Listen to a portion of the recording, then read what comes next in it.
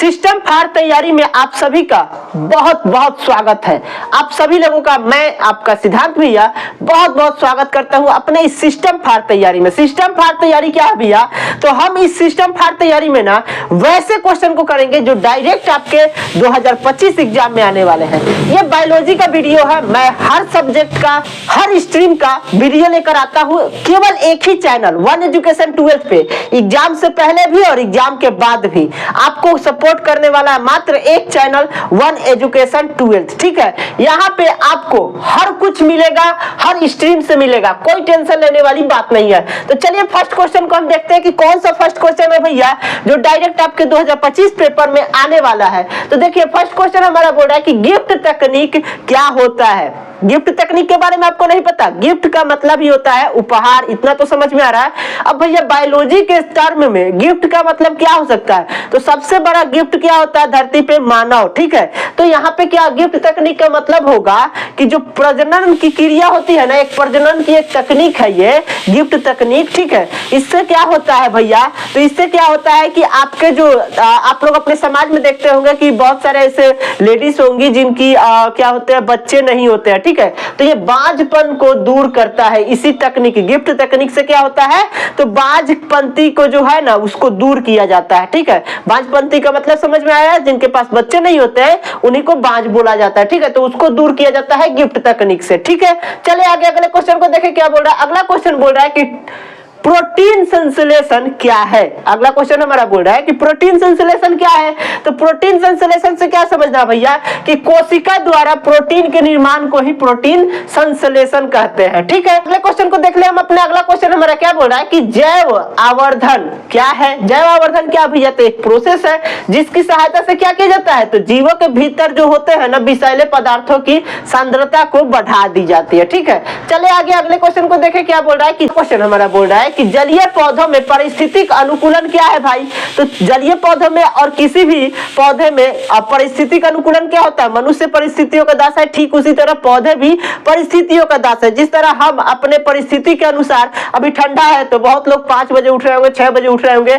बहुत लोगों का एग्जाम है तो वो 4 बजे भी उठ रहे होंगे और रात को 10 बजे 11 बजे सूत रहे होंगे। ठीक है, पर वही अगर एग्जाम से पहले की अगर बात की जाए तो आप ऐसा करते थे क्या? नहीं ना करते थे, आराम से 10 बजे 8 बजे सो जाते थे और सुबह आराम से 8 बजे 10 बजे उठते थे। ठीक उसी प्रकार पौधों का भी होता है, वो उसके जैसी परिस्थिति होती है। जैसे अभी ठंडा आ रहा है, बसंत पंचमी आएगा तो आप देखे होंगे कि सारे पौधों का क्या होता है, पत्ता झड़ जाता है। उसी तरह इन लोगों का पत्ता झड़ता है। ठीक है, तने पे फर्क पड़ेगा, पत्तियों पे फर्क पड़ेगा, फल पे फर्क पड़ेगा और प्रजनन होगा। ठीक है, इन पे फर्क पड़ेगा। ठीक है, चले आगे अगले क्वेश्चन को देखते हैं क्या बोल रहा है कि अंतः प्रजनन का क्या अर्थ है। इनब्रीडिंग भी इसको बोलते हैं, अंतः प्रजनन को।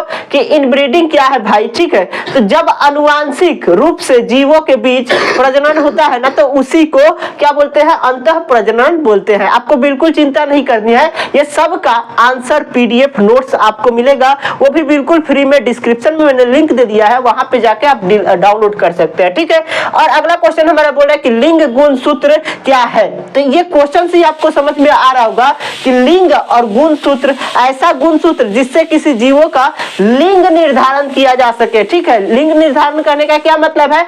लिंग कितने प्रकार के होते हैं तो आपको पता होगा। लिंग कहने का मतलब यह है कि स्त्रीलिंग है वो, कि पुल्लिंग है, ठीक है, कि नपुंसक लिंग है। ठीक है, चले आगे अगले क्वेश्चन को देखें क्या बोल रहा है कि अपरा का एक संक्षिप्त टिप्पणी लिखे। अब भैया अपरा का होता है, आज तक हम अपरा सुनबे नहीं किया, तो अपरा कुछ नहीं है, अपरा आपके शरीर का ही एक अंग है, लेडीज के शरीर का एक अंग है। ठीक है, जिससे क्या होता है भैया, तो उनके पेट में जो बच्चा होता है ना उसके ब्लड से जो उसके पोषण मिलता है। आपको पता होना चाहिए कि जो बच्चा होता है वो खाना कुछ तो खाता होगा ना भाई, तभी तो वो उतना बड़ा होता है, जीवित रहता है।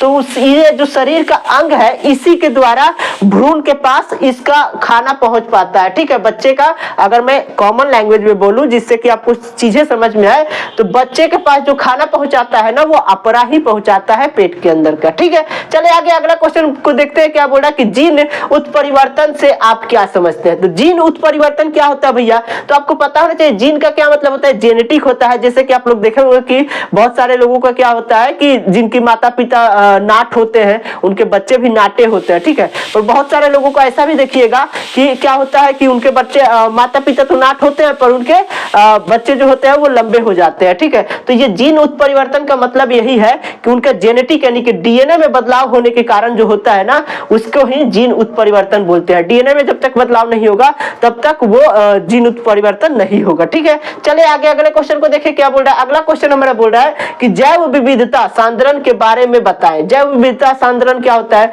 तो जैव विविधता सांद्रण होता है प्राकृतिक आवासों के सुरक्षा परीक्षण और प्रबंधन करने की प्रक्रिया को ही जैव विविधता परीक्षण कहते हैं, ठीक है। सब कुछ आपका आसानी से क्लियर हो जाएगा। एक रामबाण मैंने प्लेलिस्ट बना रखा है, उस पर अगर आप क्लिक कीजिएगा ना तो आपका हर सब्जेक्ट क्लियर हो जाएगा, चाहे आप कोई भी स्ट्रीम से हो, कोई टेंशन की बात नहीं है। अगला क्वेश्चन हमारा बोल रहा है कि डीएनए प्रतिकरण की विधि के बारे में बताएं। डीएनए प्रतिकरण विधि क्या होता है भैया? तो डीएनए के संश्लेषण के डीएनए का प्रतिकरण करना ही कहते हैं, ठीक है। डीएनए के जो संश्लेषण होता है ना उसी को डीएनए का प्रतिकरण कहते हैं। इतना समझ में आया? सब कुछ क्लियर हो गया होगा उम्मीद करता हूं। तो आप जल्दी से बता दीजिए कि लिंग गुणसूत्र क्या होता है। कमेंट बॉक्स में जरूर बताइएगा कि लिंग गुणसूत्र क्या होता है। तो लिंग गुणसूत्र क्या होता है भाई? तो लिंग गुणसूत्र होता है जिससे कि लिंग का निर्धारण किया जाता है। ऐसा गुणसूत्र जिससे लिंग का निर्धारण किया जाता है। आशा और उम्मीद करता हूं कि सब कुछ आपको एकदम जुबानी याद हो गया होगा। अगर नहीं याद हुआ है तो अभी पीडीएफ को डाउनलोड करके और जल्दी से सब कुछ थ्रू आउट कर लीजिए, जिससे कि आप अपने बोर्ड के पेपर में अच्छा खासा मार्क्स ला सके, ठीक है। मिलते हैं इसी तरह के शानदार सेशन के साथ, तब तक आप देखते रहिए वन एजुकेशन 12 को। धन्यवाद।